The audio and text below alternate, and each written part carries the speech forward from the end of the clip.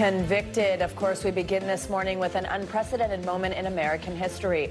Former President Trump is awaiting sentencing following his conviction in his New York hush money case. It's all over the headlines this morning. That historic guilty verdict marks the first time a former U.S. president has been convicted of a crime. The jury took 9.5 hours to deliberate, ultimately finding Trump guilty on all 34 counts of falsifying business records. Trump supporters and protesters gathered outside the court, clashing with each other as the verdict was read. As he has done many times during the trial, Trump spoke outside court, slamming the guilty verdict. This was a rigged, disgraceful trial. The real verdict is going to be November 5th by the people. And they know what happened here, and everybody knows what happened here. It's a major victory for Manhattan District Attorney Alvin Bragg. The first-term DA brought forth the first indictment against Trump in April 2023 in what was perceived by many as a risky approach of prosecuting this felony case that centered on documents paid off. I did my job. Our job is to follow the facts and the law without fear or favor. And that's exactly what we did here. Many voices out there. The only voice that matters is the voice of the jury, and the jury has spoken. So what's next? Well, there are no laws on the books barring someone who has been convicted of a felony from running for president. And Trump is continuing his presidential campaign. He is set to be sentenced on July 11th, 4 days before the Republican National Convention. Good morning. Thank you very much for being with us on this big news day this Friday. I'm Savannah Sellers. And I'm Joe Fryer. That is where we are going to start. As expected, the reaction to former President Trump's guilty verdict is sparking strong feelings from supporters and opponents. NBC's Dasha Burns was on the ground outside the courthouse with protesters from both sides. She got their reaction to this historic verdict. This is the legal system working, and this is how America is supposed to work. And I feel very happy for America. I feel very happy for democracy, because this is how it's supposed to work. I'm shocked because I thought they actually wasn't going to find him guilty, because everybody else around him get found guilty, but actually him, he doesn't get found guilty. So I'm actually shocked that the verdict went the day it went. But again, just because he's found guilty, it doesn't mean that he's actually going to see the inside of a jail. He's innocent. He's an innocent man. The media is not telling the truth. No, he's an innocent man. Those people, they didn't know what they were doing. Because I think that people will see that he's being persecuted. It's so clear to the average person that he's being absolutely attacked, vilified. I mean, they've been doing it since he came down the escalator in, 2015? We've got a team standing by to talk about this monumental verdict and its legal and political implications. We start things off with NBC News national correspondent Yasmin Basugian, who joins us from outside Trump Tower in New York, and our legal analyst, Danny Savalos. Good morning to both of you. Yasmin, this is history. Donald Trump becomes the first U.S. president, former or current, to be convicted of a crime. Walk us through this guilty verdict and how it all unfolded yesterday. It was unbelievable, having covered this trial for the last 6 weeks or so. You can imagine we thought we were actually going into recess at 4:30 in the afternoon as the judge came out and said we're going to stop at 4:30. And then a note came in those final moments saying, in fact, the jury had a verdict, though they needed 30 minutes to fill out the verdict sheet. And all of us were certainly on edge awaiting that verdict. And when it came down, the only word that I can use to describe that verdict was shocking. Shocking because the former president of the United States was found guilty on all 34 counts. Not shocking necessarily because the evidence and the case that was presented by the prosecution, but more shocking as to how this is really going to go down in the history books. The former president's reaction, as you played, Savannah, at the top of the show, incredibly angry. But inside that courtroom, not much emotion, not so much even as a shrug, as we heard from folks that were inside the courtroom when it came to that verdict. They were jovial as we were awaiting the judge and the jury to file back into the courtroom, thinking that we were going to go into recess. But immediately, that emotion, that reaction turned when they heard the verdict from this jury of 12 people, 12 New Yorkers, 12 Manhattanites saying guilty on all 34 counts. As you mentioned as well, July 11th is the sentencing, just 5 days before the Republican National Convention. Incredible to even think about that. The former president also spent yesterday evening at a fundraiser after that guilty conviction. So certainly a day for the history books, guys. Danny, let's bring you in here. First, just your reaction to this verdict and how it came in those 9.5 hours. What do you make of that? I was surprised at how fast the verdict came in. I would love to say that I predicted it. I expected it would be today. At the end of the day, that was the safe money because juries don't typically like to spread things out over into the weekend if they can help it. But some of the early signs were that this jury was willing to work late. They were willing to work hard. They seemed very diligent. There weren't a lot of excuses. There weren't a lot of late jurors. So in a sense, not too big a surprise. The thing that I thought might make this deliberations last longer was the initial notes. We got notes very quickly, and I really believe there would be a lot more notes about the legal issues in this case, which I thought were very complicated. So that, to me, I'm guessing, and we'll know when the jurors decide to speak, is I expect they took a simple approach. They found deception. The transaction suggested deception. They took that deception and they transferred it to all the necessary intent they needed for what was a complicated three-level finding that they had to make. And they felt that as to all counts, they could just sort of distribute that intent to all counts. They probably didn't spend a lot of time on every document. After all, the prosecution spent that time in their closing, which lasted 4.5 hours. Which apparently might have worked in this situation. Yes. Exactly. And I want to talk just very briefly, you know, it's very easy for people like me to sit in the cool air conditioning and say that closing took too long. But if I'm Joshua Steinglass, I am telling everyone I did what I needed to do, and the rest of you take your opinions and you can shove them. Yasmin, we know Mr. Trump, he was absolutely fuming about this verdict. Tell us a little more about his reaction and how he plans to proceed from here. We know there's going to be a news conference outside Trump Tower later this morning. You got to love when Denny Savalas tells someone or tells himself to take his opinion and shove it. Yes, he tells himself. To be clear, exactly. Yes, there's going to. To be clear, yes. Yes, he's going to have a news conference today, 11 a.m. in Trump Tower behind me. That's where Donald Trump is sleeping right about now, or maybe he's up this morning. We don't know, but he is going to be having that press conference. Again, as I mentioned, he had a fundraiser last night as well. He was angry about this verdict. I want to play for you guys a moment after he emerged from the courtroom, the immediate reaction that he had as well. This was a rigged, disgraceful trial. The real verdict is going to be November 5th by the people, and they know what happened here. I'm a very innocent man, and it's okay. I'm fighting for our country. I'm fighting for our Constitution. But this was a rigged decision right from day one with a conflicted judge who should have never been allowed to try this case. And numerous social media posts as well, one of which in which the former president just put out there, rigged. Hearing from Todd Blanche as well, his attorney who you saw standing behind the former president as he made those statements last night. He was kind of making the rounds on the cable networks yesterday evening, say he felt in his soul the former president was not guilty, but in fact the jury decided the opposite of that. I imagine the president is certainly going to be, the former president I should say, is going to be hitting the campaign trail. Remember, he is the Republican presumptive nominee for president. Again, the convention will happen just 5 days after that sentencing on July 11th. Really incredible to think about that span of a week when in fact he will be sentenced, could possibly be facing up to 4 years in prison as the most. And the least, probation, and 5 days later possibly accepting the nomination for President of the United States in the run-up to November, guys. Danny, you were just talking about how maybe the length of the closing argument from the prosecution really did have an impact here, the level of detail. I'm not sure it ever really boils down to something this simple, but just looking at this from a legal aspect, do you see this as a case where the defense's case wasn't strong enough and the prosecution's was so strong, their evidence was so strong? How would you kind of split their performance? Sometimes as a defense attorney, you have a case that, and the term that we use is a dead bang loser. You know it's a loser and the client just wants to go to trial.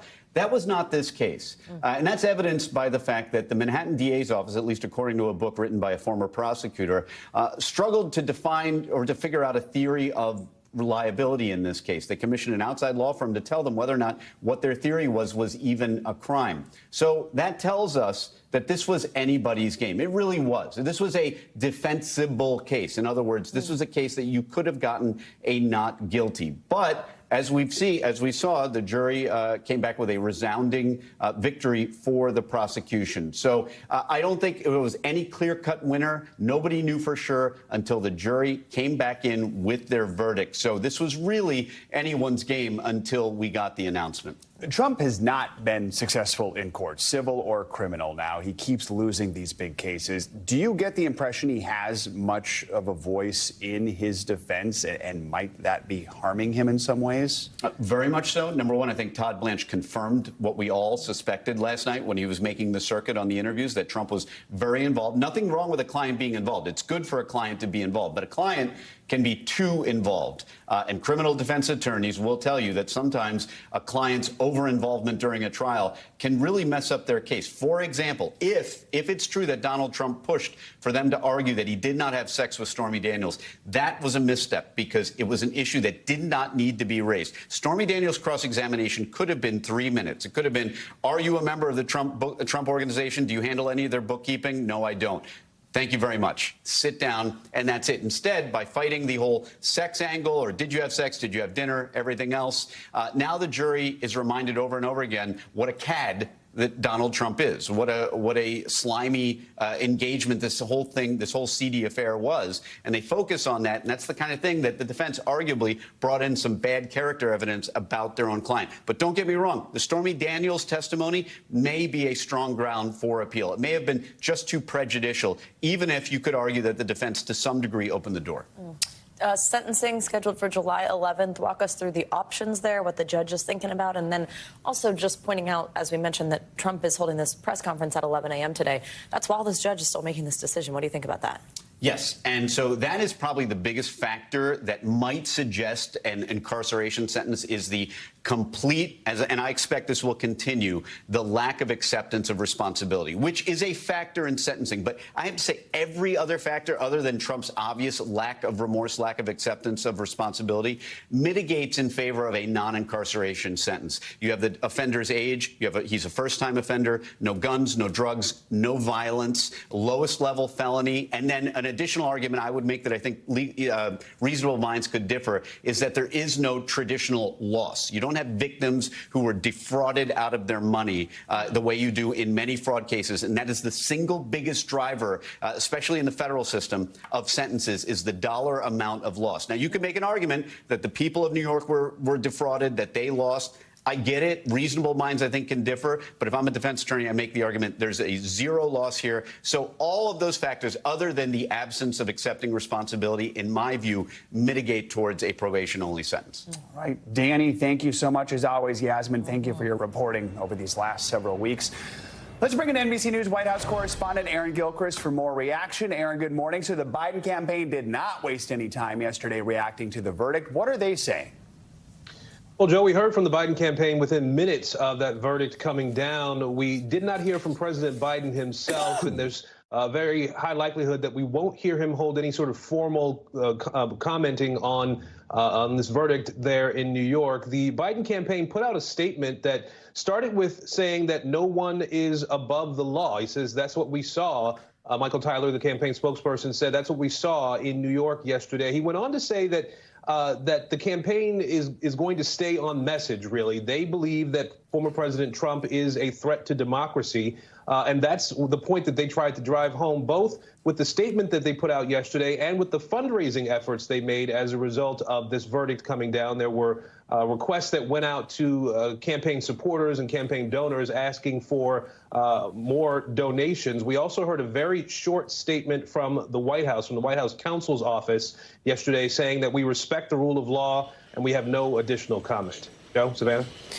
Aaron, so the campaign began fundraising after the verdict was read. Is that kind of a signal of the president's strategy going forward here? How does this trial, this verdict, impact what we think we'll see from him?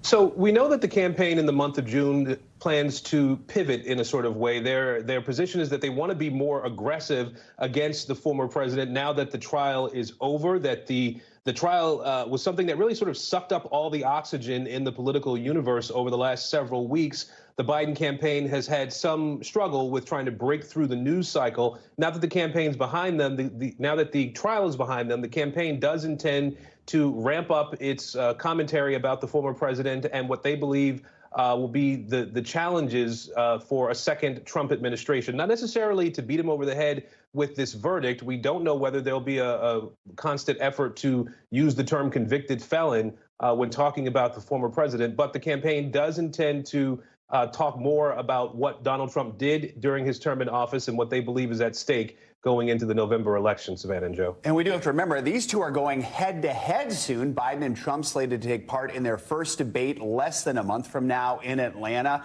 It obviously depends on what the moderators are going to ask, but how much, Aaron, do we expect this verdict to play a role in the debate? Yeah, that's a big question. The debate's coming up in Atlanta on June 27th, so at the end of the month of June, and it's a question whether we'll see President Biden himself in a room with the former president to see whether he'll actually beat him over the head with this conviction. We know that the former president has taken a position, as we heard yesterday, as we'll likely hear today when he speaks to the media, that he is a victim here, that the Joe Biden administration has weaponized the judicial process and gone after him. That's something that he has leaned into, and we could reasonably expect to hear more of during a debate. The question is whether the current president will have a response to that, or will take that as a line of attack during the debate. We know that that President Biden has started preparations for the debate, but how much he'll engage on that issue versus issues around the economy, issues around public safety, issues around foreign policy. It's yet to be seen whether he'll engage more on those issues or go after Trump's personal life. Guys. All right. Aaron Gilchrist, thank you so much. Thank you. Let's get you to weather now. There are more strong to severe storms expected today across the southern plains. For more on how that can impact you, we're going to get you your forecast. Yeah, meteorologist Michelle Grossman is here. Michelle, good morning. Good morning, guys. Yeah, we're going to see a stormy Friday for many in the southern plains, the central plains, into parts of the Midwest, actually. And we're seeing those strong storms now in the southern plains with really heavy rainfall once again. That's going to be a concern with rain, heavy downpours as we go throughout the day here. 10 million people under flood watches. That's where you see the green, and you can see some heavy rain falling where you see those brighter colors. Concerned about storms, too, this morning. There's a severe thunderstorm watch in spots until later on this morning. And we're going to continue to watch that as we go throughout this day. That's because we have a cold front moving off to the east. It's going to move into the Mississippi Valley. It's tapping into some really warm, humid air, and that's why we're concerned about storms sparking once again. Best chance for severe storms will be in Texas, also Louisiana. So from the southern plains across the Gulf Coast, but we could see some heavy rain even into the Midwest, seeing some storms there as well. So this is going to stretch pretty far.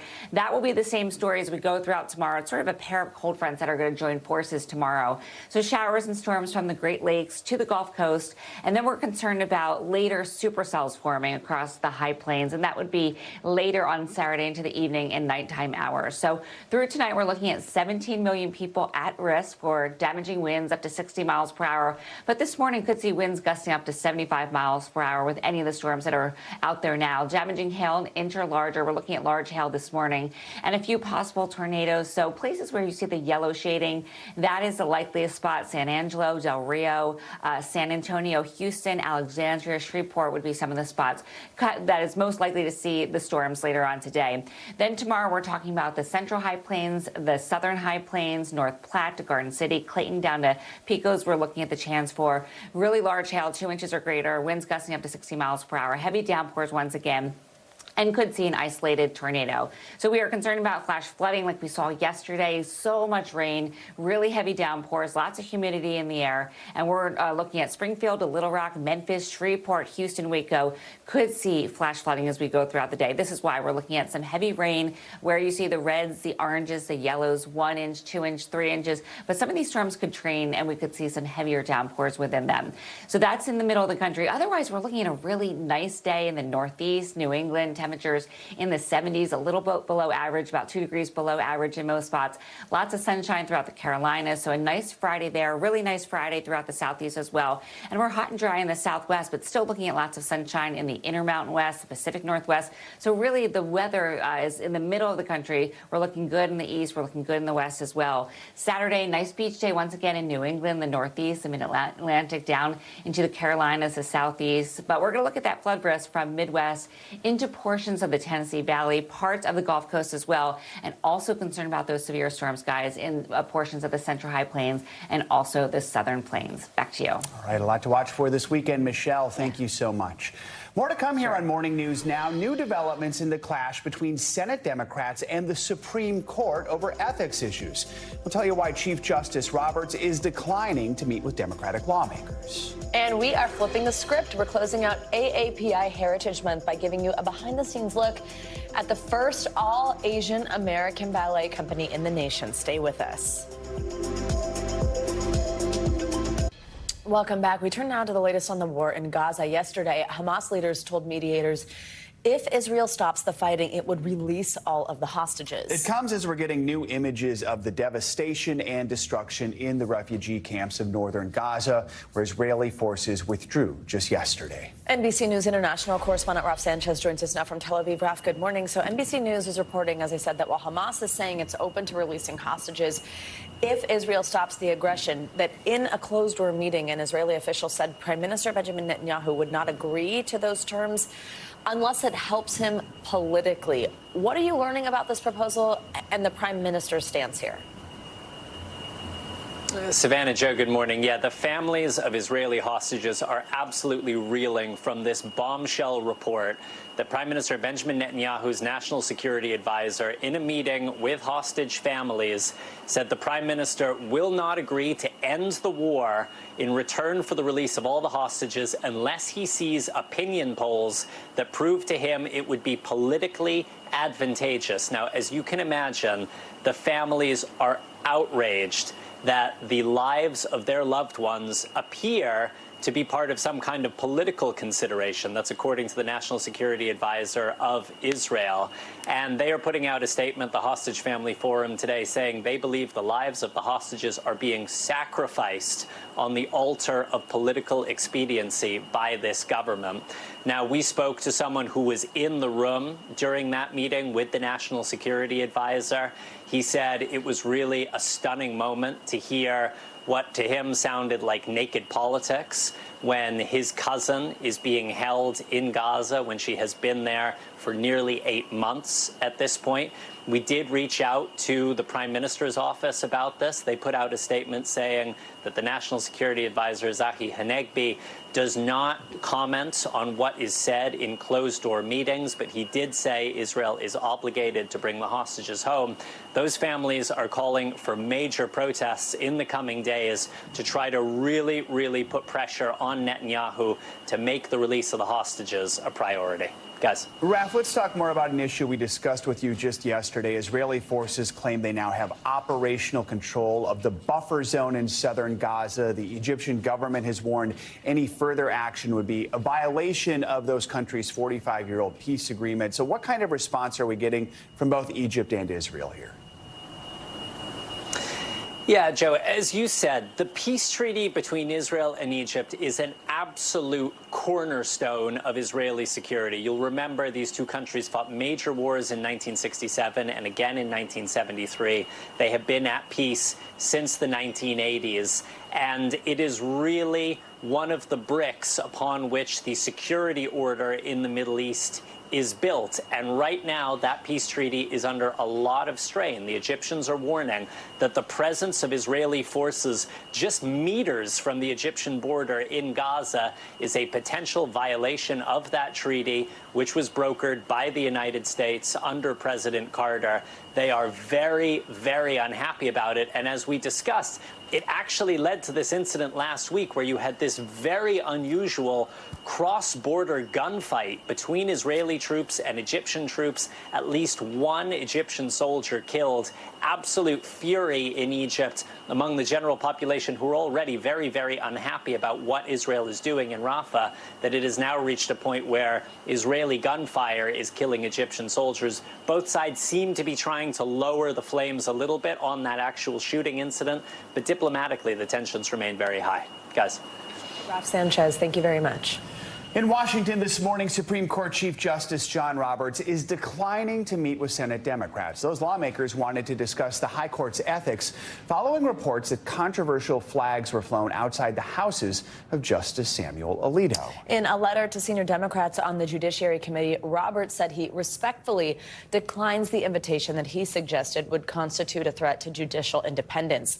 It comes a day after Justice Alito says he will not recuse himself from two cases related to the January 6th riot at the Capitol by denying responsibility for those flags. Joining us now for more is NBC News Supreme Court reporter Lawrence Hurley. Lawrence, good to have you with us. So this is actually not the first time the Chief Justice has declined an invitation to speak in front of or with Congress, talking about ethics concerns about a sitting justice. What are his reasons for saying no, and how are Democrats responding?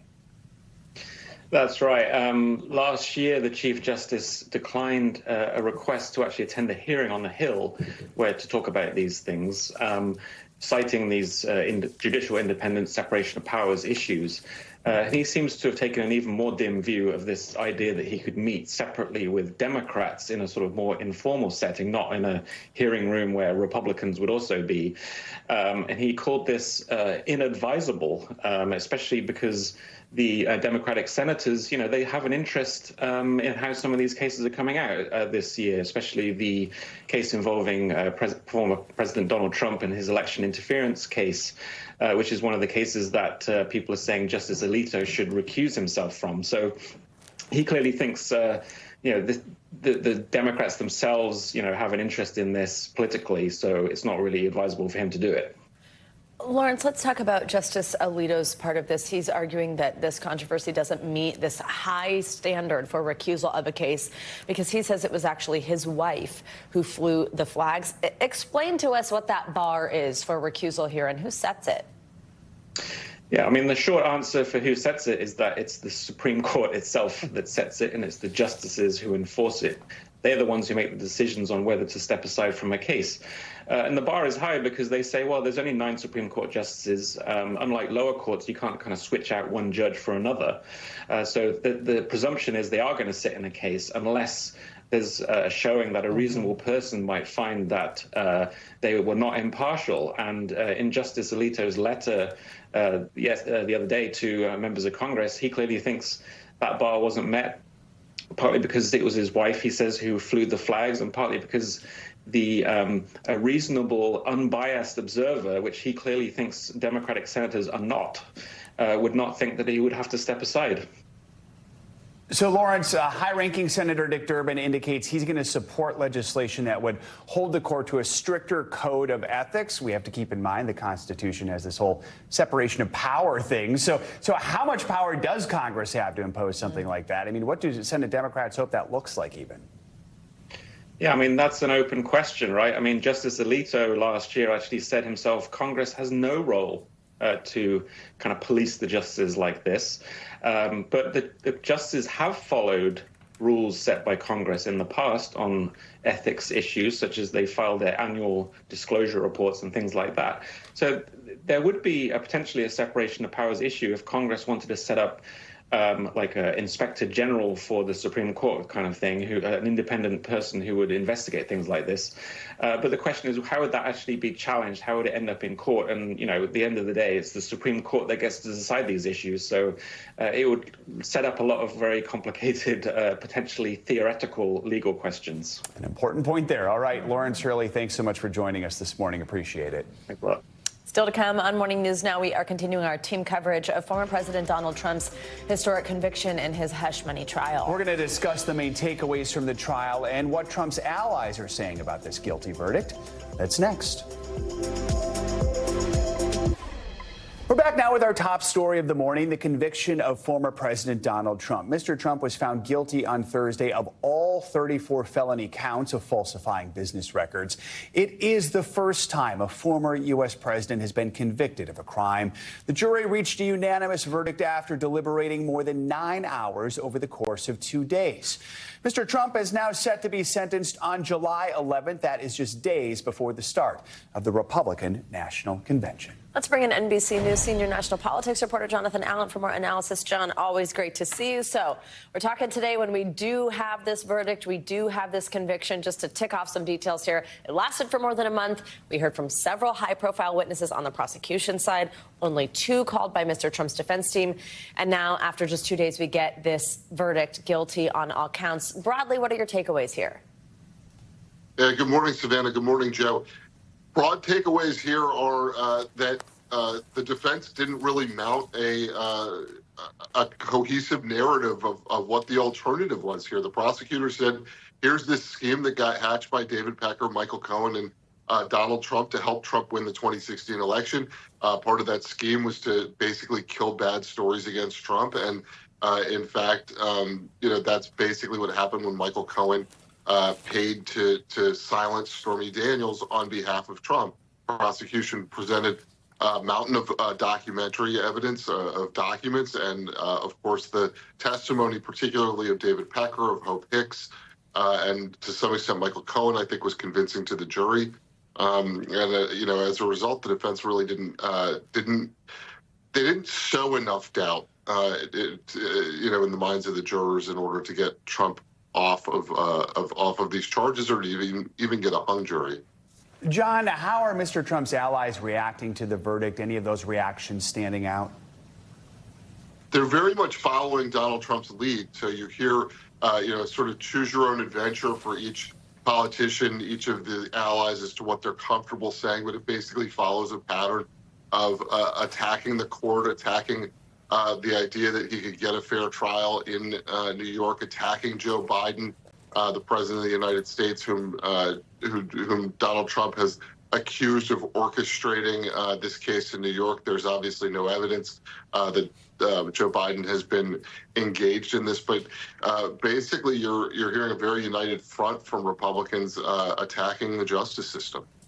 John, in his remarks to reporters outside the courthouse, as we've played for our viewers this morning, Mr. Trump had said the, quote, real verdict will be on November 5th. Of course, that's Election Day. What can you tell us about the Trump campaign strategy headed into the election after this? I think they're going to use this as much as they can to rally Republicans. This is a moment for the base.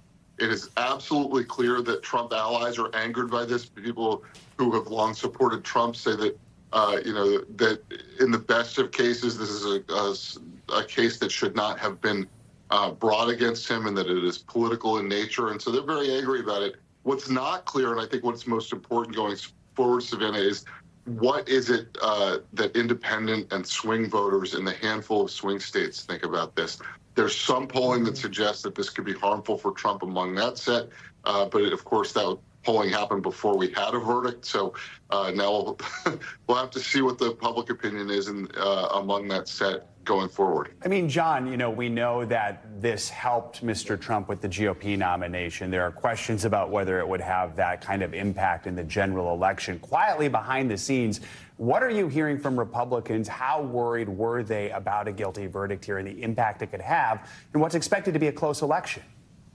It's a great question, Joe. And, most of what I've heard has been sort of a united front. There are not a lot of people in the Republican Party talking about the potential damage to Donald Trump. I think they understand that if they talk about the possibility that it could damage him, that could be a self-fulfilling prophecy. So there may be some cracks in the coming days and weeks as we see more Republicans interviewed about this. Obviously, the ones who are, uneasy with Donald Trump are less likely to be the first ones out of the gate with statements, to be the first ones to call reporters or to go on, the sort of right-wing media to message this for Trump. So, there may be a little bit of a slow burn here. I expect we'll see some Republicans express doubt about whether this is something that actually helps him. John Allen, thank you for your analysis and reporting throughout this. We appreciate it. Thank you, guys. Coming up, a health warning this morning. The CDC now reporting a third person has been infected with bird flu. And health officials are flagging a new symptom in this latest case. A medical expert will tell us more about that and what you can do to prevent the spread of the virus. You're watching Morning News Now.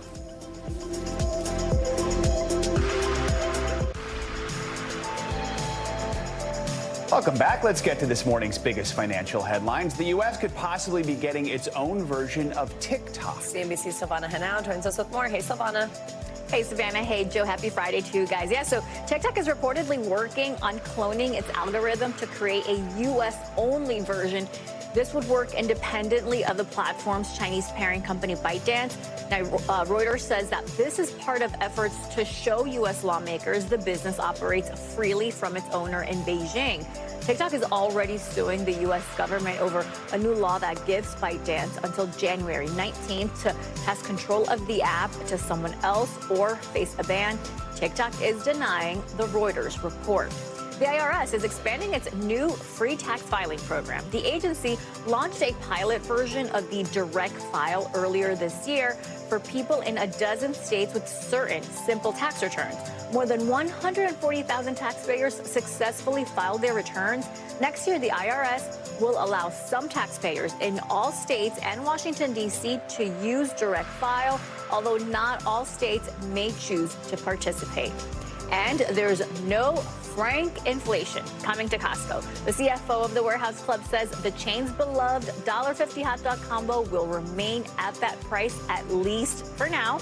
The hot dog and soda combo has been a long-standing favorite of Costco members, and the price has remained unchanged since 1985, and that's thanks to a promise made by the company's founders. Thank goodness, guys. I mean, after spending $386 on 7 items, I need that $1.50 hot dog combo. Exactly. I really love that hot dog. It's one of the best out there. Thank you, Silvana. Appreciate it. Thank you. All right, if you are house hunting this year, you know that current mortgage rates can put your dream home right out of your price range. Mortgage rates are around 7%, but a creative home buying strategy called an assumable mortgage is helping home buyers score rates closer to 3%. Sound too good to be true? Well, NBC News business and data correspondent Brian Chung explains how it's possible. House hunters aren't exactly holding their heads high with mortgage rates where they are. Interest rates are absolutely out of control. May I suggest a tree house? What? Everybody talking about, oh, you need to buy a house, yeah, until that mortgage rate go up. So that escrow payment just skyrockets. But for some home buyers, hope. Christopher and Ashley Sutton purchased this home in Northeast Maryland in February. Even though mortgage rates are around 7% now, the Suttons were able to pick up the previous owner's mortgage rate of 3.4%.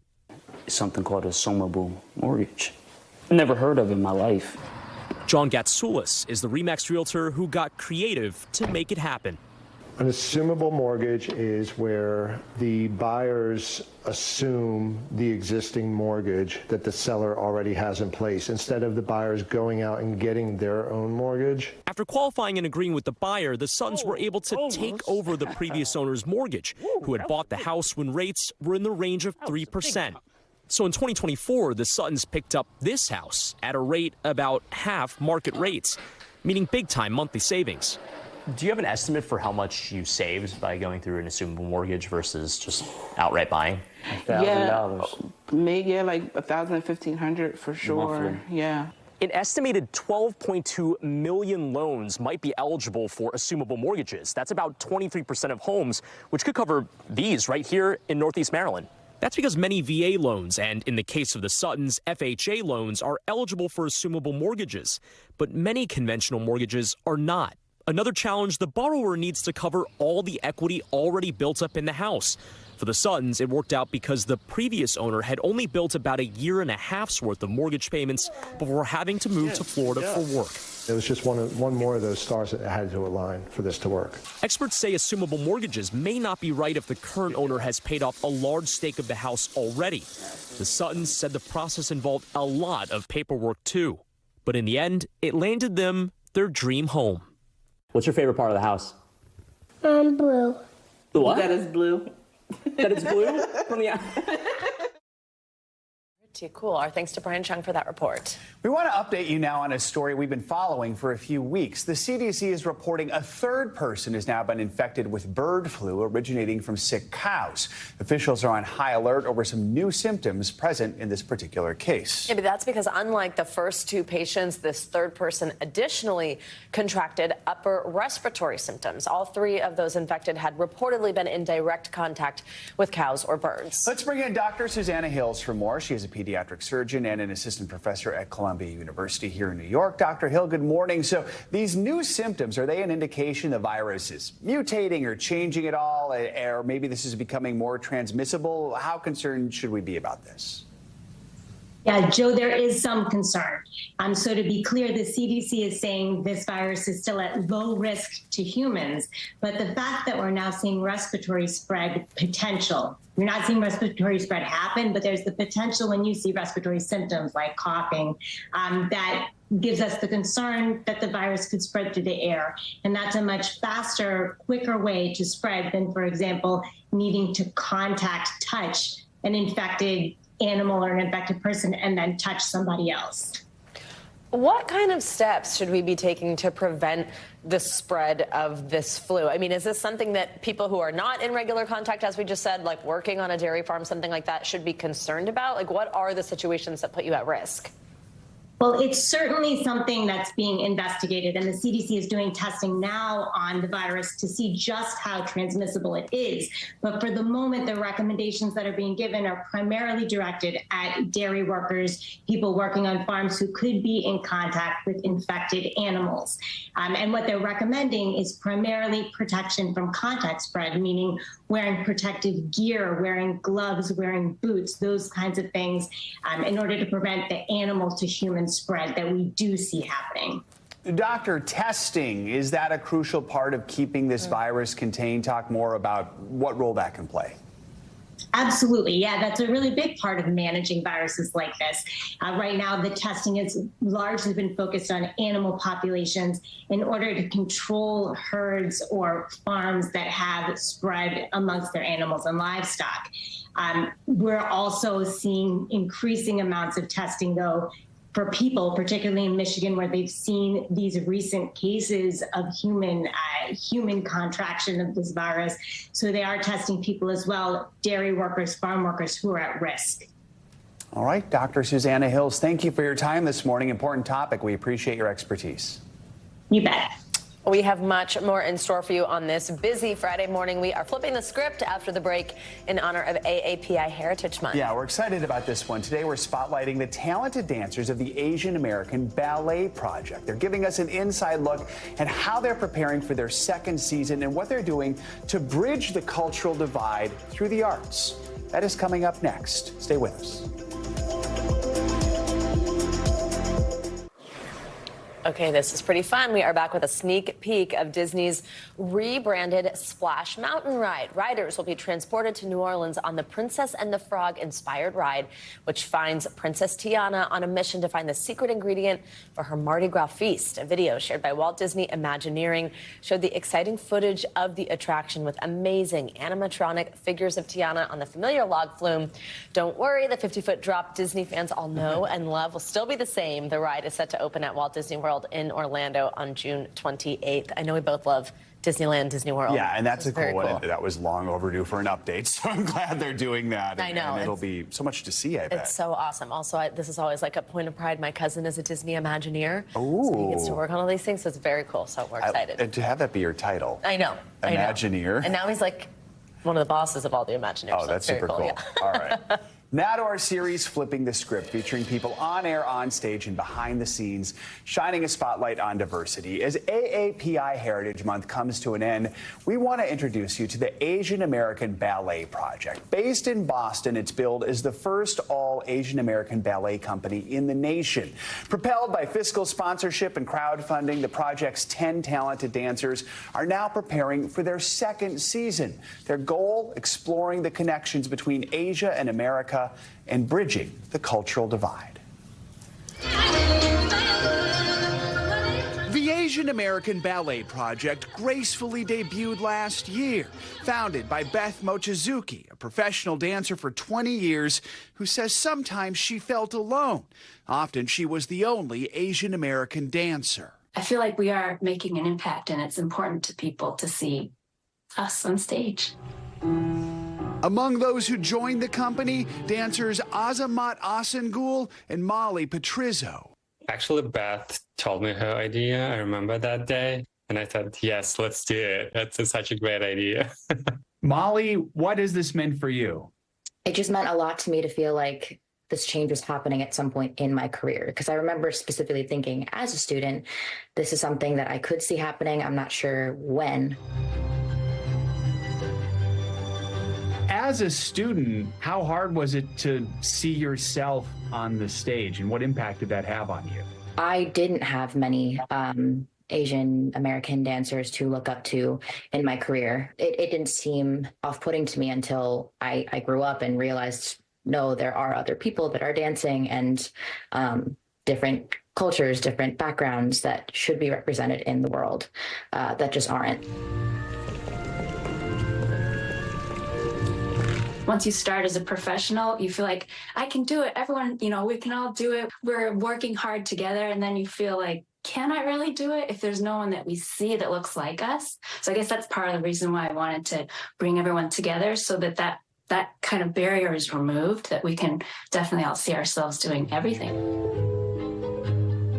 Another thing they're working to correct, problematic portrayals of Asians in ballet. There are a few that are set in India, and it's just coming from a colonialist, imperialist kind of perspective that's problematic today. And they're depictions that are a bit stereotyped and just not like what we really want to be showing, especially to the youth of today. Like, we want people to see visions and visuals of us on stage that are more accurate and that aren't really steeped in that sort of negative bias.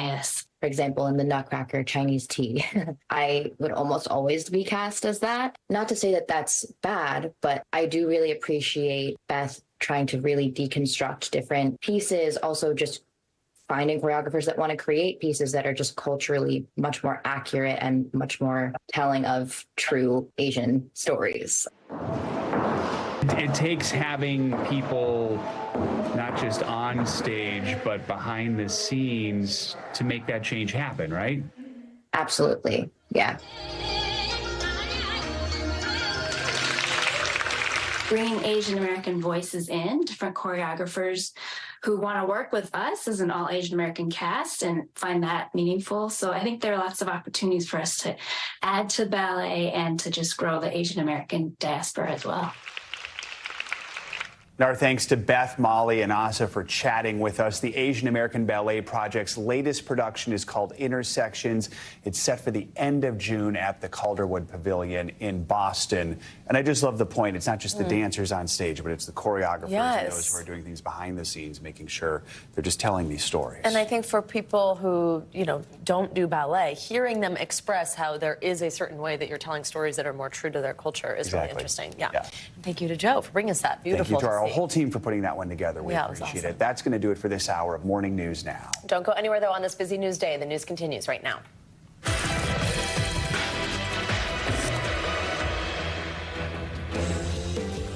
We begin with a monumental day in U.S. history. For the first time, a former president has been convicted of a crime. Across the country this morning, Americans are waking up to headlines like this one from the New York Times. It simply reads, "Guilty." It took jurors less than 10 hours to convict Mr. Trump on all 34 counts of falsifying business records in a scheme to hide an alleged affair from voters before the 2016 election. The former president appeared somber as he left the courtroom yesterday after the verdict, but remained defiant when addressing reporters. This was a rigged, disgraceful trial. The real verdict is going to be November 5th by the people. We didn't do a thing wrong. I'm a very innocent man, and I think it's just a disgrace. And we'll keep fighting. We'll fight till the end, and we'll win, because our country's gone to hell. This is long from over. Thank you very much. After the verdict, New York City's top prosecutor, DA Alvin Bragg, who brought the case to trial, also weighed in. While this defendant may be unlike any other in American history, we arrived at this trial and ultimately today at this verdict in the same manner as every other case that comes through the courtroom doors. Mr. Trump now set to be sentenced on July 11th. Mark your calendars. That is just 4 days before the Republican National Convention, where the GOP is set to officially select him as their nominee for president. Good morning. Thank you for joining us on such a busy day. I'm Savannah Sellers. I'm Joe Fryer. We showed you one of the headlines there. There are many headlines this morning, some a little more simple that say Trump convicted, others maybe a little more opinion behind them, from guilty to injustice. Yeah, that's right. We've got Times here, too. We've got a packed show this morning, of course. We're covering everything from the political fallout to the historic nature of this conviction. We've got a lot to get to. We're going to begin with NBC News senior legal correspondent Laura Jarrett, who has been covering it all. Hi there. Good morning. It was an indelible moment in history in a case that almost didn't happen. A documents case revived by Manhattan prosecutors telling a far more sweeping story, one that accused the former president and likely GOP nominee of trying to hoodwink the American voter.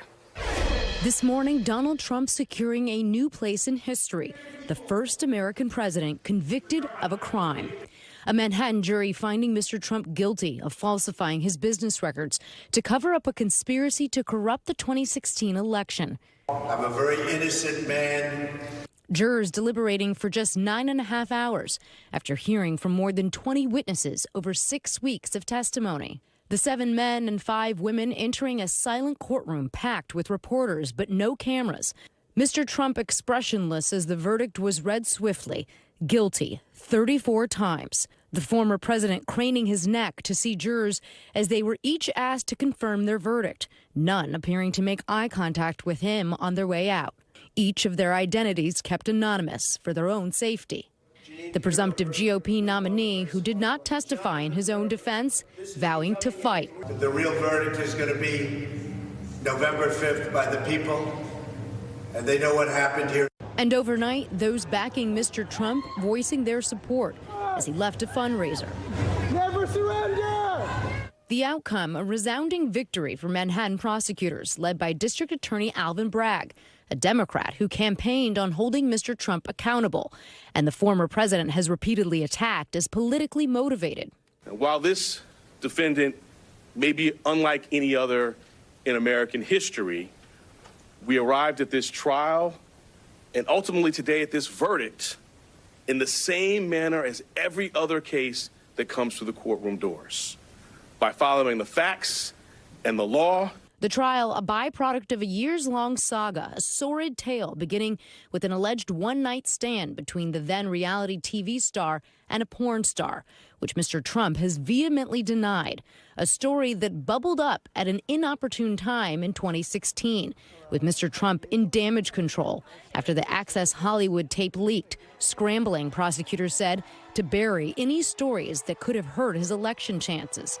His former fixer, Michael Cohen, testifying he was directed to pay off Stormy Daniels, and then Mr. Trump approved a scheme to reimburse Cohen, covering their tracks through a phony paper trail. The documents speak for themselves. The former president now set for sentencing on July 11th, facing the possibility of up to 4 years in prison to just probation, just 4 days before he's expected to officially accept the GOP nomination. Now, many have questioned the practical upshot of this conviction, but there's nothing in the U.S. Constitution that prevents Mr. Trump from running for office or being reelected once again. Back to you. Laura, thank you very much. Let's talk a little more about the jury experience, specifically a high-profile jury with Amanda Brainerd. She was on the Harvey Weinstein jury. Amanda, thanks for your time this morning. Your perspective is especially helpful. I mean, this jury spent 2 days deliberating before reaching their final verdict. You and your fellow jurors took 5 days to convict Weinstein back in 2020. From your experience of being part of such a high-profile case, were you surprised this verdict was handed down so quickly? What do you think that tells us based on your experience? I think it tells us that they were pretty much in agreement from the beginning and that they only asked for further clarification of the judge's instructions and for more testimony to be read to hone in on the letter of the law and maybe clear up any minor dissent in the jury room. Our decision was much more arduous, and the disagreement was much more severe from what I can tell, because it took us so long. And I also think that because the accusations were of a much more emotional nature in the Weinstein case, people were more emotional about it and brought more of their personal experience to bear in the deliberations than in the Trump case. That's what I gleaned from how quickly they arrived at a decision. Amanda, talk to us just about the weight on the shoulders of these jurors. I mean, this is such a massive trial with major implications. Yours, of course, was extremely high profile, but without the kind of the political weight of the fact that this is the first time that we're seeing something like this with a former or current president. I mean, how is it possible to drown out the external noise and just focus on the case? I don't think you can get onto a high-profile jury like this without being able to view the defendant with a high degree of neutrality as much as you can.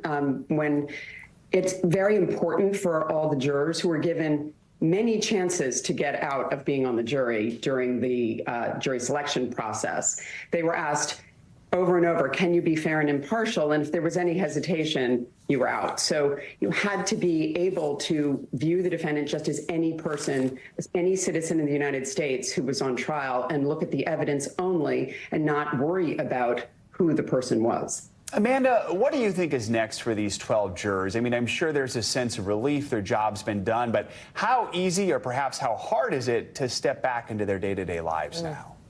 You know, after the Weinstein trial, I was hounded by the press. They called my children at school. I was really frightened. And you don't recognize, I think, when you go into such a high-profile case, what the aftermath is going to be and how exposed you feel. We were also not anonymous afterwards, and I felt very exposed, and I refused to take any press calls in order to protect myself and my family. I was really frightened. And I think it's probably worse in this situation because Trump is such a divisive figure, and he's a politician and a former president. I don't envy these jurors. We know that was a tough time for you. We appreciate you, Amanda, taking a few moments to speak with us this morning about your experience. Yeah.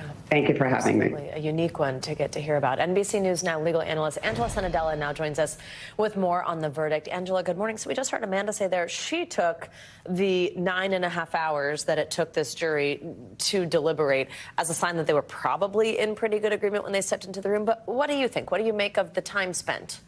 I think it's hard to make any conclusions from the time spent, but I do think we have a hint from maybe that last set of questions that was discussed yesterday after I was on the show, and that was asking for clarification from the judge on the rain metaphor, which is about intent.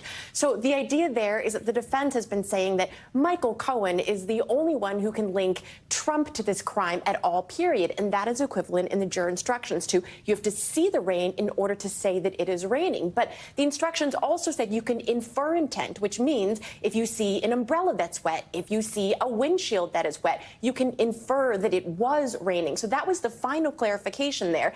And so then what the prosecution did with that long summation that we discussed was go through the mountain of other evidence of all those other things, saying, look, the umbrella was wet, all these other things. Who benefited the most? It was Trump. So I don't know that we can really make conclusions from the time amount beyond they really focused on that intent. That was the final thing that clinched it. Mr. Trump has spent a lot of time criticizing the judge, Judge Merchan. That judge will now decide what his sentence is. What are the possibilities here? What are the likelihoods? The possibility ranges from just probation up until 4 years, and 4 years in totality, even though he had 34 counts that he was found guilty of. In this case, because it all stemmed from one incident, they would not be one after the other. They would just be together. So it would all be 4 as the maximum. Now, I think it's very unlikely, though, that we will see a prison sentence, given that the average case for a first-time non-offender with this Class E felony offense in New York State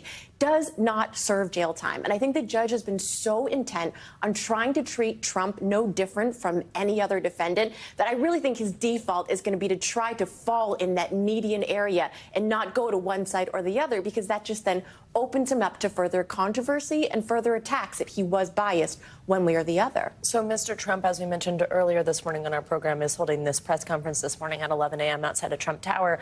What do you make of that from a legal perspective? The fact that the real fate here still hangs in the balance in terms of the sentencing, and that he's going to come out and talk about it. I mean, what would you say to your client? Well, it's quite problematic. First of all, the gag order is still in effect, so it really depends what he's going to say in this. Is he going to keep attacking the judge who, as we know, is in charge of his sentencing? But perhaps that is part of his intention, that if he does that and then the judge reacts, that it looks like he's even more biased. I mean, Trump likely has a lot of intentions in this. I do think, though, that his team is going to start looking into the jurors a lot more carefully, and that is potentially what they're going to look for in a grounds for appeal. They're going to look into all their histories and see if there was any outside bias that they could ground an appeal in. That really gets you thinking about the job that those 12 jurors did, especially after just hearing very honorable from Amanda. Angela, thank you very much.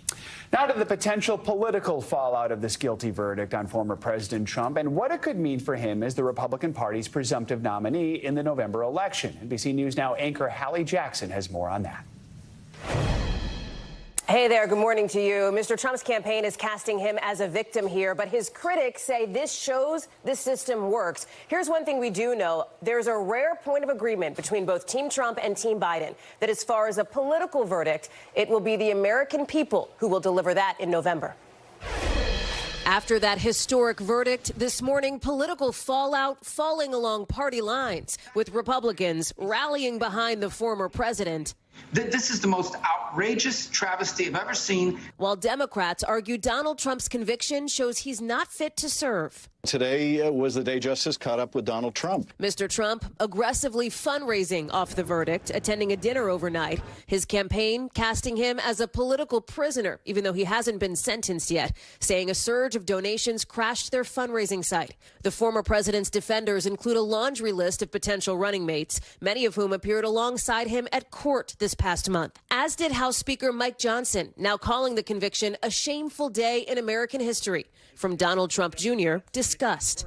Guilty on all accounts, give me a break. And Mr. Trump's daughter, Ivanka, a former senior advisor in his administration, but rarely seen this campaign, posting a throwback photo online, writing simply, "I love you, Dad."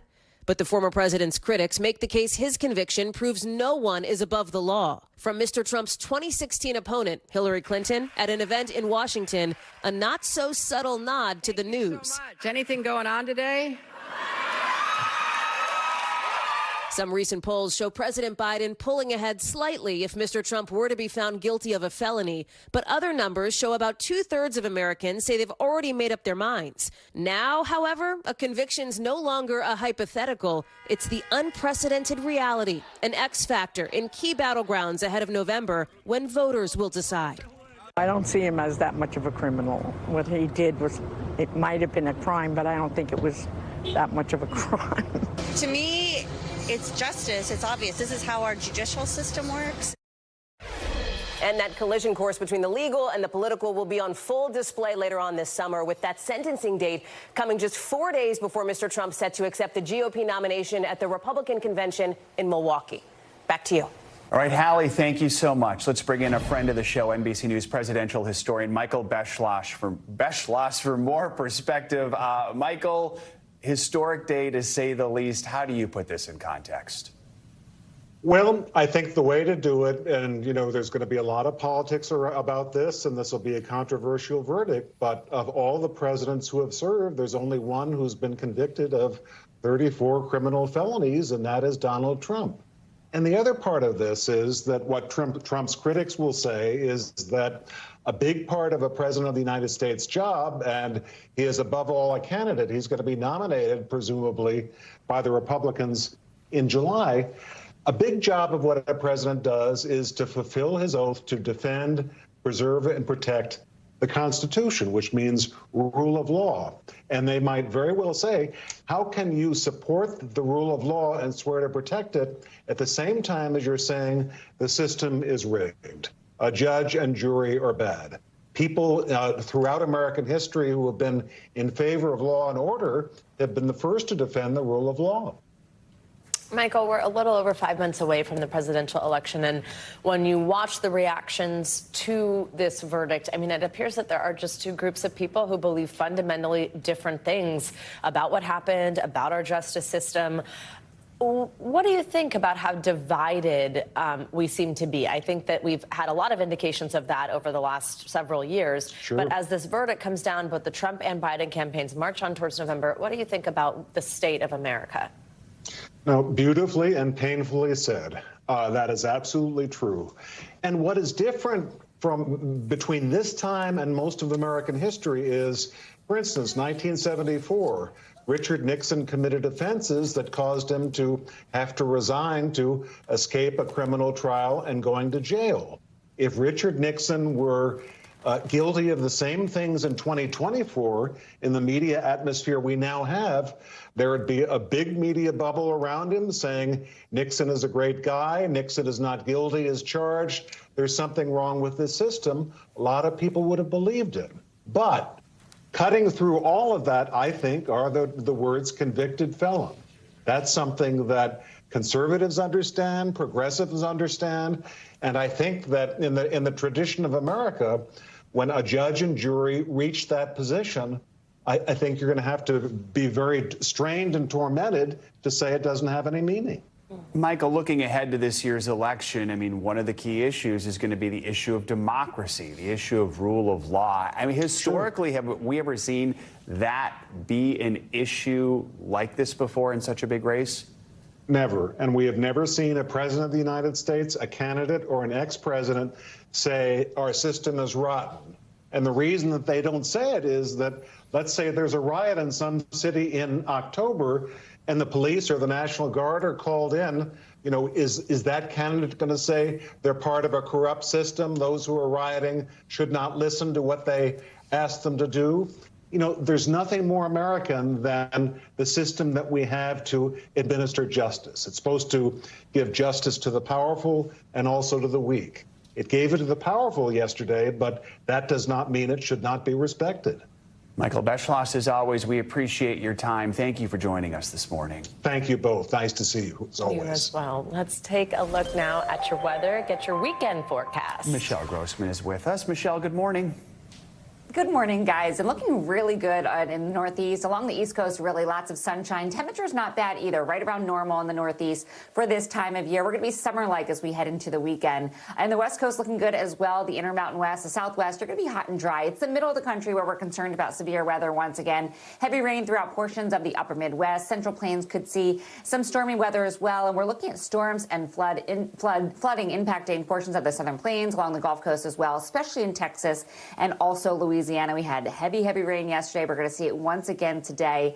And then as we head towards Saturday, we're looking at severe storms in the Central High Plains, the Southern High Plains once again. Intermountain West still looking good with lots of sunshine, as is the Southwest. We're going to be into the triple digits, though, in places in Southern Nevada, also in Arizona. A nice beach day for New England, the Northeast, into the Mid-Atlantic, along the Carolinas and the Southeast. A nice start to your weekend. And then as we head towards Sunday, we're looking at severe storms in portions of the Northern Plains. Central Plains could see some rain as well. And the storms slide east. So now we're talking about the interior parts of the Northeast, the Ohio Valley, the Tennessee Valley, into the lower Mississippi Valley once again. Florida, you could see some showers too, especially central and southern Florida.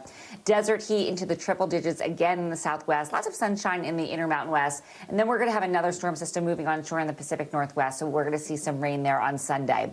But this morning, we're looking at 10 million people under flood watches. Where you see the green, that's where we're under the flood watch.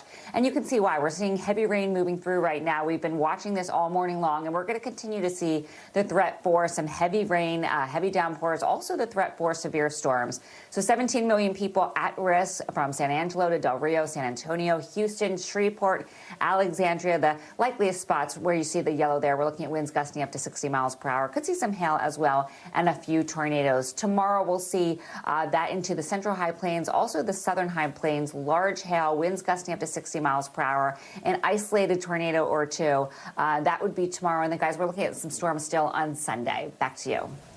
All right, Michelle Grossman, thank you very much.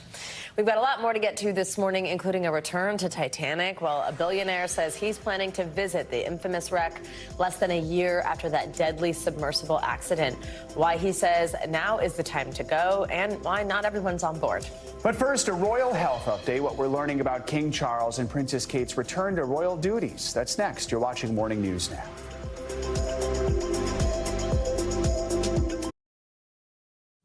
We are are back now with a royal health update. It looks like Princess Kate will not be returning to her duties just yet. Kensington Palace announced yesterday that she will not be at the dress rehearsal next week for King Charles' birthday parade. The news comes as Buckingham Palace says King Charles will be making an appearance, but in a slightly different way than usual. NBC News international correspondent Megan Fitzgerald joins us from London with more on this. Megan, good morning. So we know Princess Kate's attendance at next month's Trooping the Color has been the topic of conversation since she usually has an official role in the event. What else is the palace saying about this so far? Do we know who will perform her duties in her absence? Do we get any more info on her status? Well, Savannah, good morning. Good to be with you. Look, the Kensington Palace came out yesterday and did confirm that Princess Kate will not be at the rehearsal for Trooping the Color next weekend, as you mentioned, but they didn't confirm whether or not we would see her at all for the ceremony, for the King's celebratory birthday celebration, which is going to be held in 2 weeks. Now, last year, you may recall, she was given the honor of the Colonel-in-Chief of the Irish Guard. So at this event, she would inspect the troops, she would receive the salute, but the palace tells us that this year that is something that will be taken over by a lieutenant general on her behalf. Savannah. Let's talk about King Charles. The palace confirmed that he will be attending his birthday festivities, but not in the usual way. Tell us about that.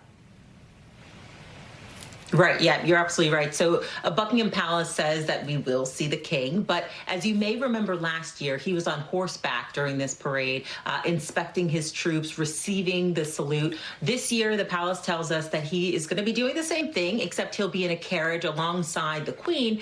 And, you know, the palace is very clear that they sort of gave us this heads up last month when we saw the king return to public facing duties that, you know, some of his events might be modified, adjusted, given on based off of the advice of doctors. And of course, this certainly appears to be one of those instances. So, Megan, our viewers might remember that this, for Princess Kate, is going beyond what they had initially said in terms of when she would return to royal duties. Do we have any new information there, any new indication? Yeah, so Savannah, you know, at this point, it's unclear as to when Princess Kate is going to return to public-facing duties. And I can tell you it's definitely going to be a very unusual summer, to say the least, for the royal family. I mean, so many people look forward to seeing Princess Kate at Wimbledon, for example. She's very active. She loves tennis. You may remember when she did that friendly match with tennis great Roger Federer. At Wimbledon, we usually see her presenting the trophy to the winner. And then, of course, there's the royal ascot, where a lot of people look forward to seeing her there as well. It is not likely that we will see her there this summer, but, you know, her focus right now is trying to make a full recovery. Megan Fitzgerald, thank you very much for the latest here. A real estate billionaire is planning a new underwater voyage to try and reach the Titanic. Yeah, and this comes, of course, less than 1 year after 5 people were killed when the OceanGate's Titan submersible imploded. NBC News correspondent Emily Aketa spoke with the man behind the new mission, and she joins us with more. Emily, good morning. Hey there, guys. This is certainly turning a lot of heads, raising some eyebrows. The first of its kind sub will be called the Explorer, and billionaire Larry Connor assures us it will be rigorously tested before plunging thousands of feet into the sea. He hopes this effort will renew America's belief in safe deep-sea exploration after OceanGate's similar attempt went horribly wrong last year. Larry Connor has soared to the International Space Station and down to the deepest parts of the ocean. But it's the billionaire's next adventure that's arguably turning the most heads. He wants to take this newly designed submersible to the Titanic shipwreck, the same deep-sea voyage that killed 5 people less than a year ago. Growing questions surrounding that deadly submersible accident. This was a terrible disaster, but in our opinion, an avoidable one. And if done correctly, we can demonstrate worldwide that this type of exploration and submersible is safe. The real estate and tech entrepreneur has partnered with Triton Submarines to build a vessel that will send him and the company's CEO on a research mission to the Titanic. The infamous shipwreck is roughly 13,000 feet under the sea, where water pressure is hundreds of times greater than at the surface. These are dangerous conditions. Why are the risks worth taking for you? So I would reframe this. These can be dangerous conditions. We are going to go through multiple steps, multiple certifications to ensure that this vessel, and specifically the hull, is safe and sound. The OceanGate submersible imploded last June, instantly killing its CEO and 4 passengers. I've broken some rules to make this. Following the deadly disaster, there was intense criticism over the company's lack of testing and use of experimental materials, especially the submersible's carbon fiber composite hull. OceanGate has since suspended operations. Mechanical engineer Bart Kemper was among those to express concern before the implosion, but says he trusts Triton. What is different about this mission here? The big difference here is that we're using proven technology that's still innovative, but it's been done the right way. So you would go on this exploration? In a heartbeat. Sign me up. Connor reiterating his top priority. If you're asking, are we confident we can do it safely?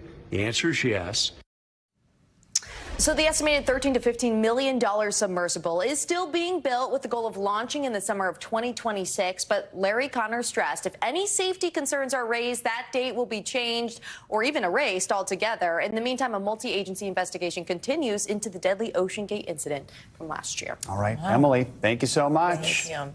Well, every year, the Scripps National Spelling Bee Words leave us, certainly I'll speak for myself, me, scratching our heads and running for our dictionaries. But neither the dictionary nor his competitors could stop this year's champion. Yeah, in the lightning round tiebreaker, 12-year-old Bruhat Soma spelled 29 words correctly to beat his opponent pretty easily there and snatch the victory. For winning the competition, Soma received a trophy and more than $50,000 in cash. Here's a glimpse of that lightning round that secured him the big win.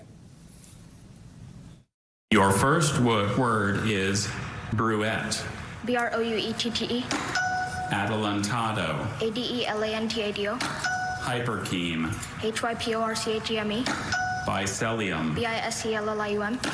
Mycteric. MYCTERSE. Endacha. ENDECHA. Saracen. SERSEIN. Nyctalopia. NYCT. Means that Bruhat Soma, you are the 2024.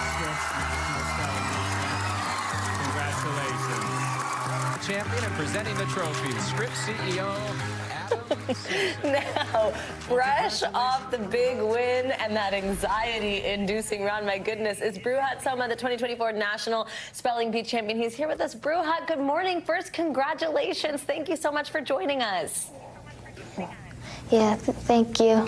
You are so welcome. So you won 3 back-to-back spelling bees before participating actually in last night's National Spelling Bee. This is also your 3rd time competing in the National Spelling Bee. So we're going to get into a bunch of the details on the words, but first just tell us, how did it feel when you did win?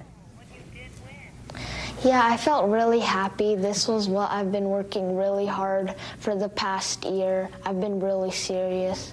So yeah, I'm happy it all worked out, and then I won. It's a dream come true. Oh, I can only imagine. So we saw that lightning round tiebreaker there. It's known as a spell-off. You spelled 29 words correctly very quickly without breaking a sweat. I mean, in that moment, what was going through your mind? Well, when they first announced that there was a spell-off, I was like kind of disappointed, or like mainly nervous actually, because I didn't really want a spell off, but then my heart was pumping so fast. But then I was like, no, don't worry, you could do this, because I've been practicing spell offs with my dad for like the past 6 months, so I knew I actually had a chance. See, a little training paid off there. I mean, were Dad. there any words during that gave you a moment's pause that you maybe weren't sure of? And what were you thinking in that moment, if so? No, not really. I knew all of the words. Piece of cake. I love that. Bruhat, you said 2 things. You said that you got really serious over the last year in terms of your preparation, and you just told us about how your dad would do these lightning rounds with you. Tell us how you do prepare for this. I mean, truly, most of those words, I don't know what they mean, never mind how to spell them. So how do you know them all? How do you learn them? What's that process like? Yeah, so basically I use this program called Spell Pundit. It has you can click on the pronunciation, and then it has information, and then you just type in the word and go on. And it has like a lot of words in the dictionary. So mainly I would use that, and then in the dictionary too, if I had like any trouble spots, I would just do searches in the dictionary. Bruja, what do you want to, I mean, professional speller's probably not a job, so what is it you would like to do when you're older? Well, I want to be a doctor when I grow up. Oh, that's very cool. Are your parents excited for you? Yeah, definitely. Bruja Soma, thank you so much for joining us, and congratulations. It's so well deserved. Thank you. Thank you. Did you ever do a spelling bee? No. Did you? I won third, fourth, That does not fifth, and surprise sixth me. grades. And did you know the definition of all those words also? But those were not the words. I can tell you that right now. I think embarrass was the largest word that I won on. That could be tricky. There you go. Reconnaissance. I remember that. Oh, I used to, at one point in my life. All right, let's go. R-E-C-O-N-N-A-I-S-S-A-N-C-E. Someone's got to check it, not me. I don't know. All right. We are staying on top of our top story this morning. Former President Trump found guilty on 34 felony counts. That's right. So what comes next for the former president, and how are voters reacting? Our team coverage continues next. Stay with us. This is Morning News Now.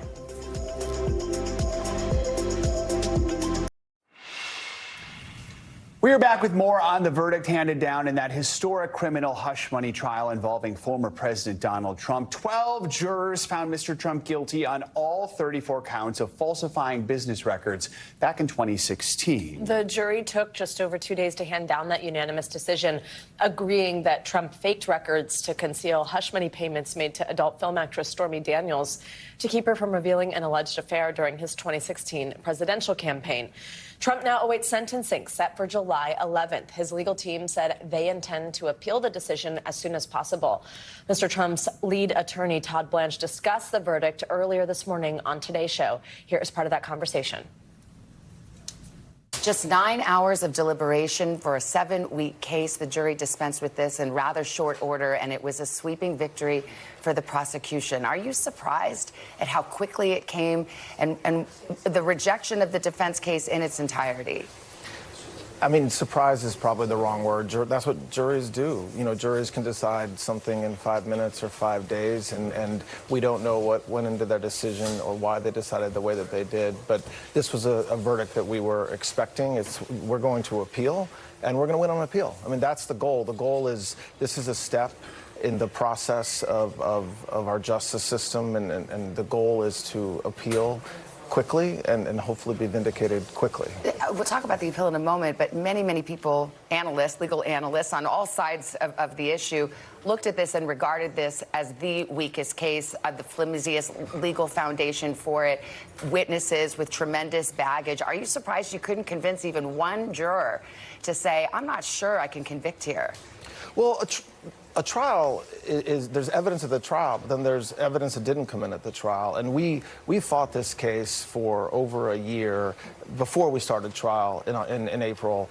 And a lot of what came into trial in evidence, a lot of what didn't come in is a reason why the jury obviously reached the verdict they did. So shock and surprise at what happened? Not really. I mean, we didn't think we were going to get a fair shake in Manhattan, and we didn't. What's the evidence that you think you should have gotten in that would have made a difference? Well, there's a lot of evidence that should have gotten in that didn't come in. We asked to bring in evidence, for example, of tax records of some of the witnesses. That was one of the theories of the prosecution. We weren't allowed to do that. There's a reliance on counsel theory that would have been, we believe, helpful to our defense that we were not allowed to bring in. The judge, as judges can do, limited in lots of ways our cross-examination of witnesses that made it a challenge. Again, we don't know why the jury decided what they did, but there was a lot more to the trial than just what happened in April. Our thanks to Savannah Guthrie today for that interview. Let's bring in NBC News legal analyst Kristen Gibbons-Fedden with more on all this. So before we get into what the actual sentence might be, let's talk about what happens before that. Judge Merchan wants all motions filed by June 13th. Sentencing is then July 11th. So what are we going to see in the lead up to that sentencing date? We're going to see a couple of things. One of the things that's going to be really important is we're going to see what the prosecution wants as in terms of the penalty. So are they going to seek jail time? Are they going to simply seek probation? Or will they seek home confinement? And then we're also going to see on the other side, what does the defense want? Obviously, they want no further penalty. That means there's no jail time and there's certainly no probation. I don't think they're going to get that. But that's what we're going to see. We're also going to see a pre-sentence investigation report. And then after sentencing, we're going to see notice of appeal and all of the appellate issues. How much does Mr. Trump's behavior factor in here? Like, walk us through how a judge weighs that, his behavior inside the courtroom, but then also, importantly, outside of it, the commentary as he's going in and out of the courtroom, everything that he's put on social media, even this morning, 11 a.m., a press conference. What can the judge do with that? The judge can really significantly allow that to fashion his sentence. Why? Well, because whenever there's a crime committed, what the judge wants to see, particularly if there's a conviction, obviously only if there's a conviction, the judge wants to see remorse. The judge wants to see some type of efforts for the defendant to not want to do this type of crime again.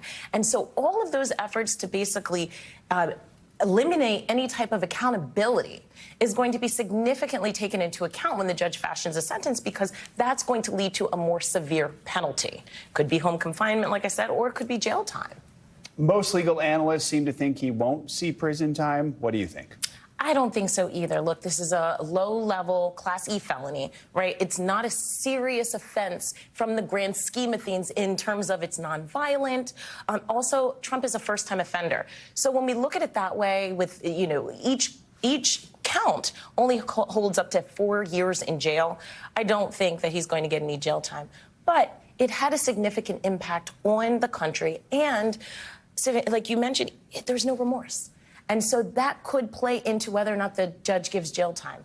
But I don't think there's jail time. All right. Kristen Gibbons-Fedden, we appreciate your analysis throughout this trial. Thanks for joining us again this morning. Let's now bring in NBC News correspondent Shaquille Brewster. He joined us from Wisconsin, where he spoke to voters in a vital state, of course, for both Mr. Trump as well as President Biden in the run-up to November. Shaq, good morning. Always great to have you with us. So the former president won Kenosha County, where you are, by less than half of 1% back in 2016. So recent polling data, it suggests that Wisconsin is still very much up for grabs, with Trump leading Biden, but only slightly within the margin of error.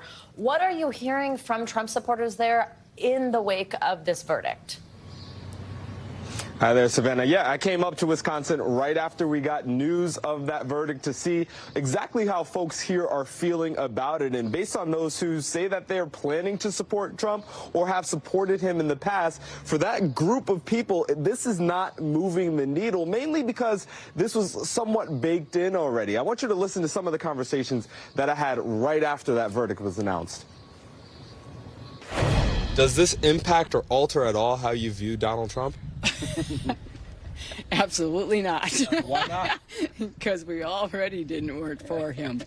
So this just is evidence that he shouldn't be in office. Just because there's a jury doesn't mean anything. There's a lot of people in different positions that could be charged for a lot of different things. There could be two sides of the story, and that's all.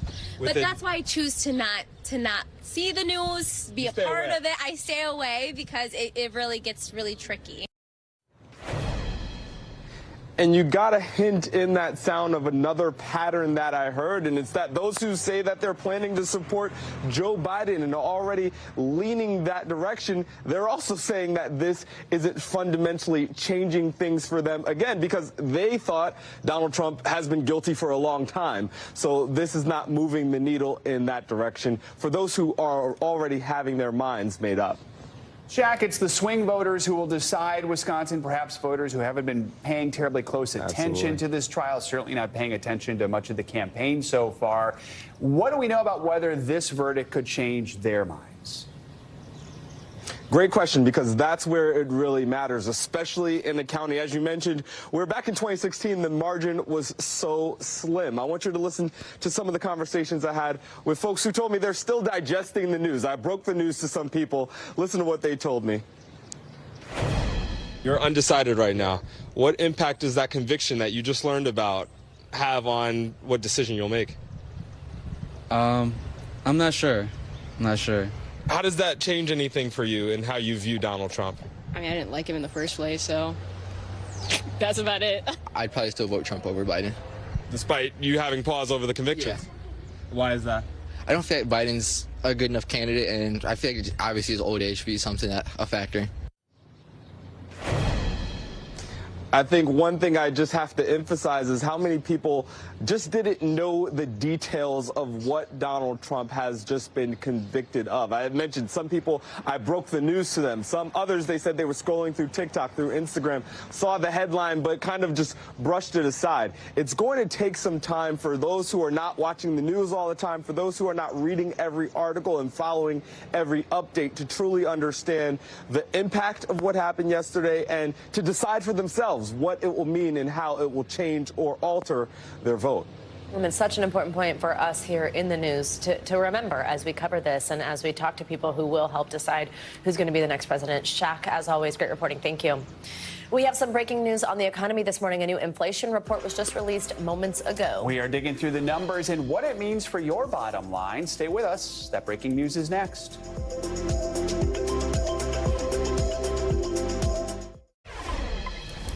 Welcome back. New numbers out just this morning show personal spending increased slightly last month. That's right. It's up by 0.2%. Personal income also ticked higher in April by 0.3%. Caleb Silver joins us now to help break it down. He is editor-in-chief at Investopedia and friend of the show. So walk us through these numbers. What are the big takeaways and what does it mean for the average consumer? These all come together with the Personal Consumption Expenditures Index. This is the Fed's preferred gauge of inflation. It measures the economy and our spending more dynamically. And this is exactly where it was last month. And if you look at the trend going back 3, 4, 5 months now, we're kind of in this 2.7, 2.8% range. The Fed wants this number close to 2%. We are spending more, right? But we're also, that's because things are costing more and we're saving less. One thing that comes up in that report that I want to point out, the personal savings rate, 3.6%. Now, back in the pandemic, that was as high as 20%. We had a lot of money coming our way. We're saving less because everything's costing more. So what could this mean for interest rates that you can derive from this report? Yeah, well, the Fed's going to meet in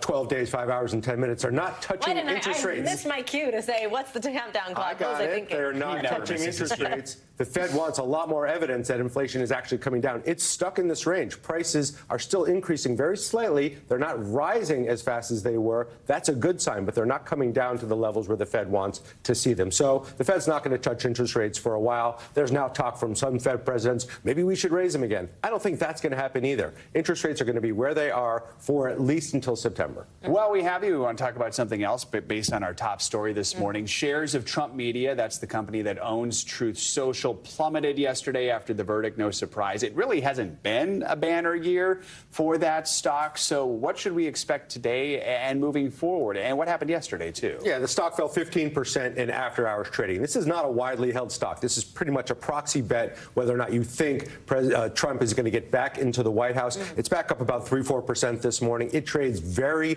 widely throughout the day. Super volatile stock. It's right around $50 right now, $53 right now. It started, its high was $79. Its low is $22. So it's kind of in the middle there. Remember, Trump owns about 65% of the shares but can't sell them for another few months. And this is a big money-losing company. But it is, as I say, a bet on whether or not you think he's going to get back to the Oval Office or not. All right. Caleb Silver, a lot to cover this morning. Thank you. Thank you. Thank you. Coming up, it's Friday. That means it's time for your can't miss list. We love that. From wild westerns to new music from Eminem, we'll bring you all the latest and greatest in the world of entertainment that you got to know about and you got to watch this weekend. That's next.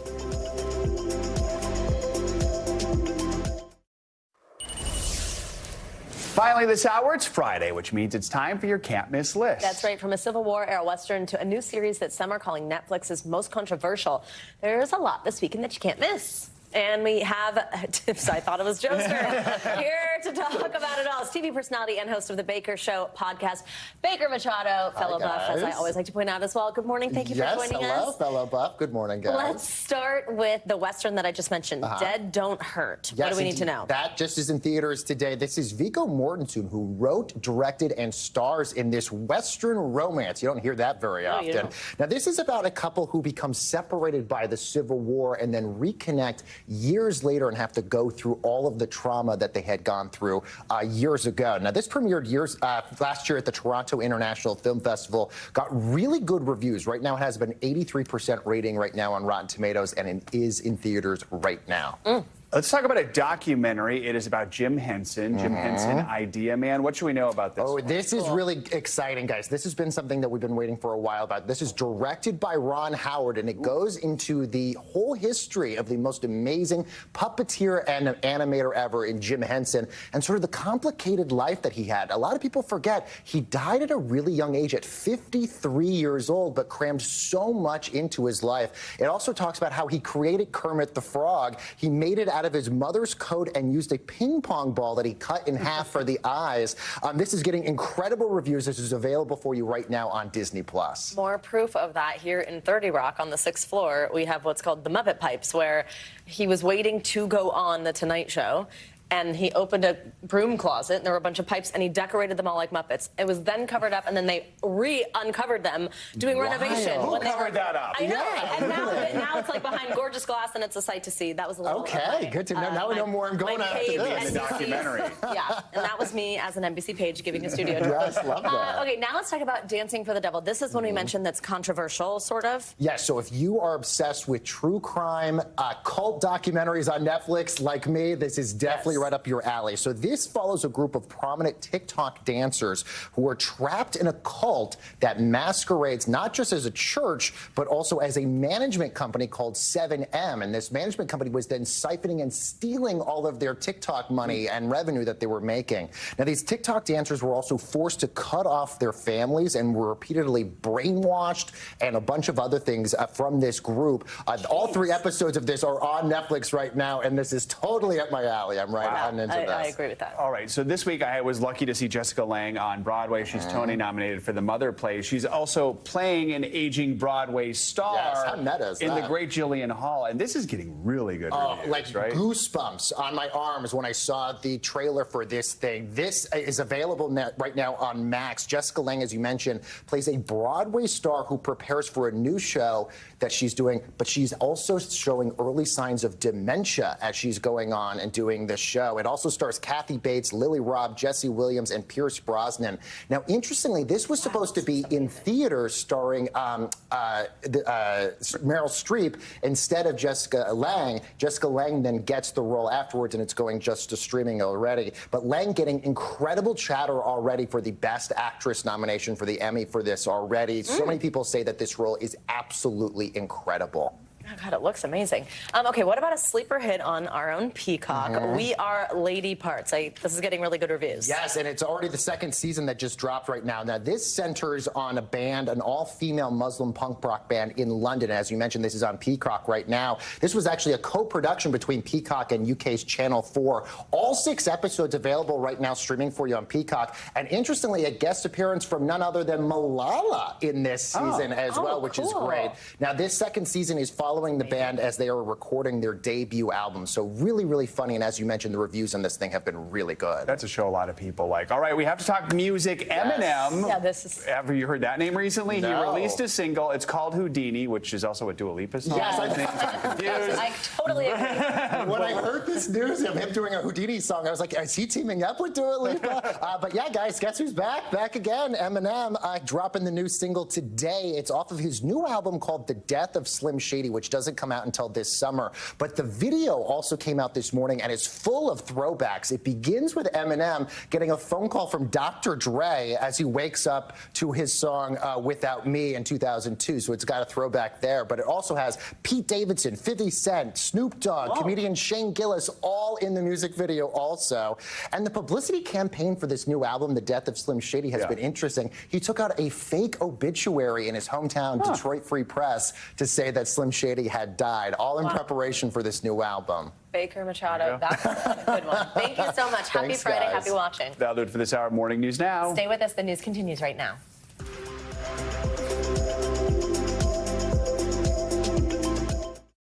Thanks for watching. Stay updated about breaking news and top stories on the NBC News app or follow us on social media.